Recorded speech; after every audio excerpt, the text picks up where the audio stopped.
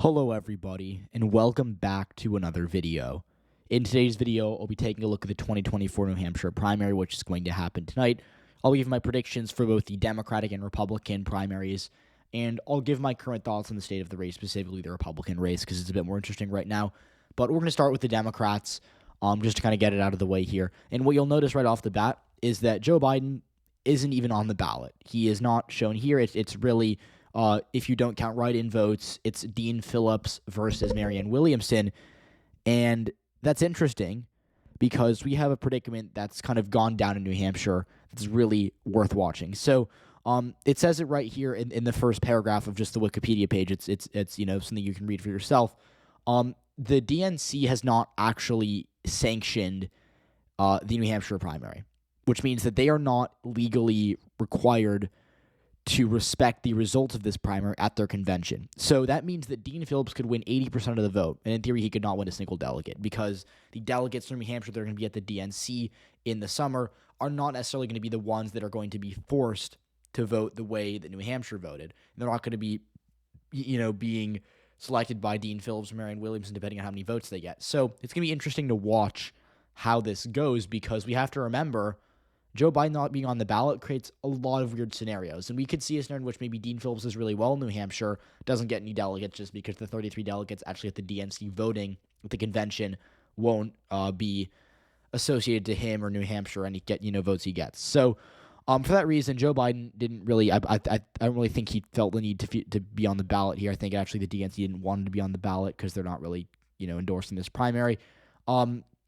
So we're going to likely have him win New Hampshire, but it'll be probably by write-in. There has been a campaign to write in Joe Biden. It's kind of meaningless, though. But I've looked at it a little bit. I've read about it. I've seen, there have been little rallies where it's like, write in Joe Biden.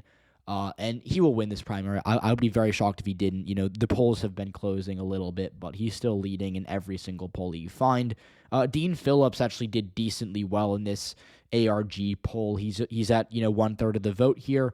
And that's interesting because he started out as kind of a long shot, and he's been picking up ground really quickly. So that'll be something to watch. We also have to remember that Marianne Williamson, who I think started off a little stronger, not that she was ever really a contender, but, she was starting off stronger.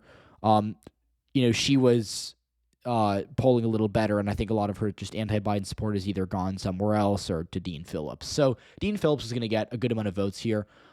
I think Biden will win probably with more than 60% of the vote. I think we're going to see maybe like Biden will get 65 to 70, Phillips will get 20, if that, and then we're probably going to see some Marianne Williamson voters, maybe some other voters, maybe some RFK write-ins. Who knows? It's going to be weird with all those write-in votes, but Biden will win even though he's not on the ballot. So that's really all we need to say, and the results actually don't even matter, like I said, because they're not legally required to be represented at the convention. So again, we could see Phillips, in theory, he could win New Hampshire, and he could not get a single delegate. So just remember that. Now, the more interesting side of the equation here is the Republican primary. And I say that because we do have a race here.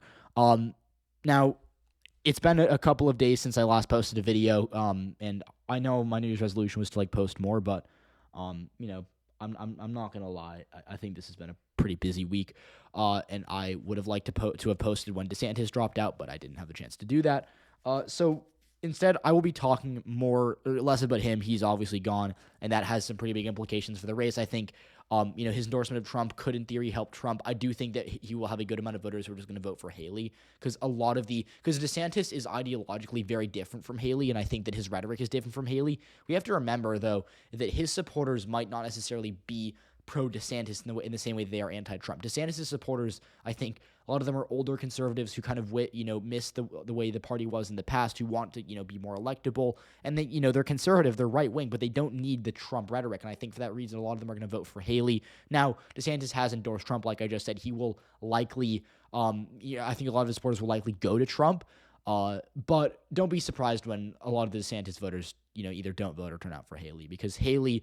DeSantis, I think the reason he getting support in the beginning was because he was seen as the only anti-Trump option, and now that it's clearly a Trump versus Haley race, that's what's going to happen. So I would believe at this moment we're likely going to see DeSantis voters break for Haley. I don't know if there'll be an exit poll to prove that. There probably won't be, but that would be my guess. Now, is that enough for Haley to win New Hampshire? Probably not. The consensus is that the primary is close, or at least, a lot of people think the primary is close, that Haley has a chance to win. I've seen articles saying that she's, kind of in a toss-up race here.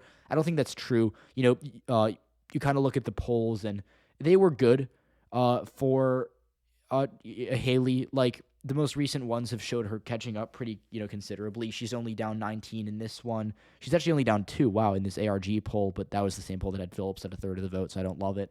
But, Suffolk, that's not a bad poll. She's down, 19 here. She's down, she's actually down 27 here. That's not great for her. But, if she's below 20, I think she's in a decent spot. But again, the poll doesn't reflect this being a toss-up race. At best, the most reputable poll has her down by 15. That's Emerson from last week. And again, that would be a good result for her if she held Trump to 50% of the vote. But there hasn't been a single poll that's had her in the lead. There hasn't been a single sign that she's actually, going to win. There have been good signs for her that she's going to come close to winning, or maybe, get a good number of the vote. I don't think she's going to win. And so momentum is real in politics. I'm a big believer in, I would rather be down 1 in the polls. Like, one of my core philosophies when I predict, especially Senate races, that I'd rather be down 1 in the polls on election day, with momentum and gaining rapidly, than be up 1, losing momentum on election day, because momentum matters more than the top lines do. And so for that reason, you can argue Haley's in a good spot. Now, that isn't true here because she's still down by a lot, but she's down by 20 instead of being down by 45 like she was a few months ago. So Haley, to me, will likely perform just as well as we're expecting her to.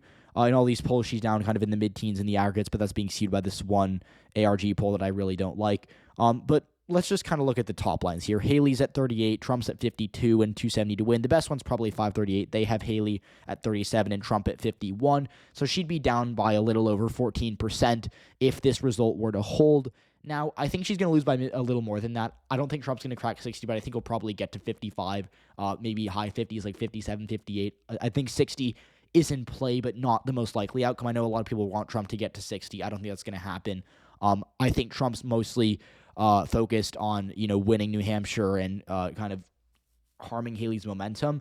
And it would be great for him if he got 60. But when we look at how he's done in the past here, I talk a lot. I kind of reference a lot about the 2020 primary. Trump was the incumbent here, and he literally had no real challenger. Bill Weld still got 9% of the vote and, was able to win over a good amount of voters here. So there is a pretty big anti-Trump base in New Hampshire. There's also a lot of just super progressive cities, or townships, I should say, not cities, in the state. I don't know if they have a map of it in 2016. Yeah, they do. And, you look here, John Kasich did really well in New Hampshire. He won a lot of these cities kind of on these states border with Vermont, which I believe are pretty progressive. You also have some random towns down here. And then I believe in, I think it's Grafton County is, I think, the most Democratic county. So Haley will win a good amount of townships in New Hampshire. She will also likely perform well in the suburbs, especially on the coast. I don't think that she'll, win big in any of these, prominent cities like Nashua or Manchester or Concord. Those are still going to probably be pretty good for Trump, but she will likely do better than people think in the suburbs because they're going to be, DeSantis voters in the suburbs, so I think are going to break for her, especially those in the suburbs, right?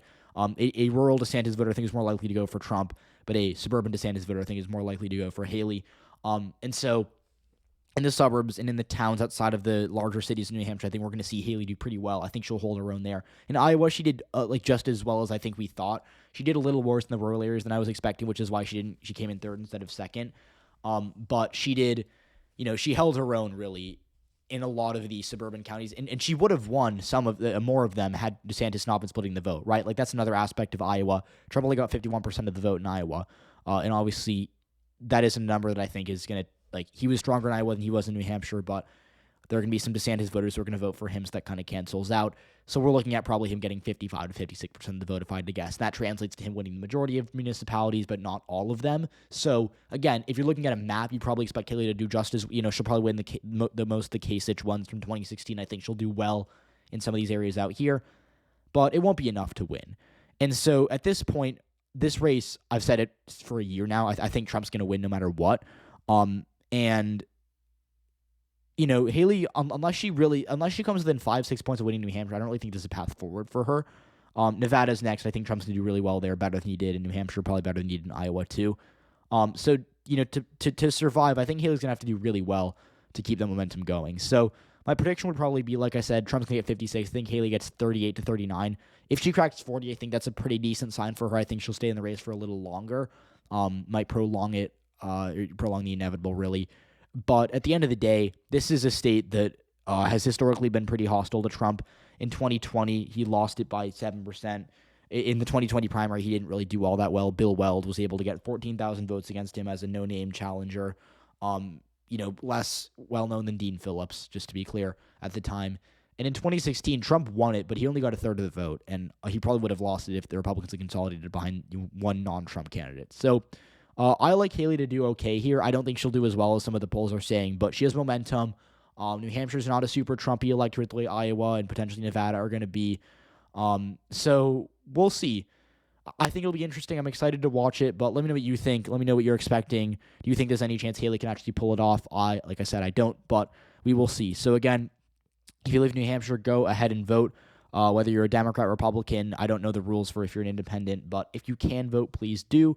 And I will be hopefully looking at the results tomorrow and analyzing what that means. So again, subscribe so you don't miss that, and I'll see you all in the next one.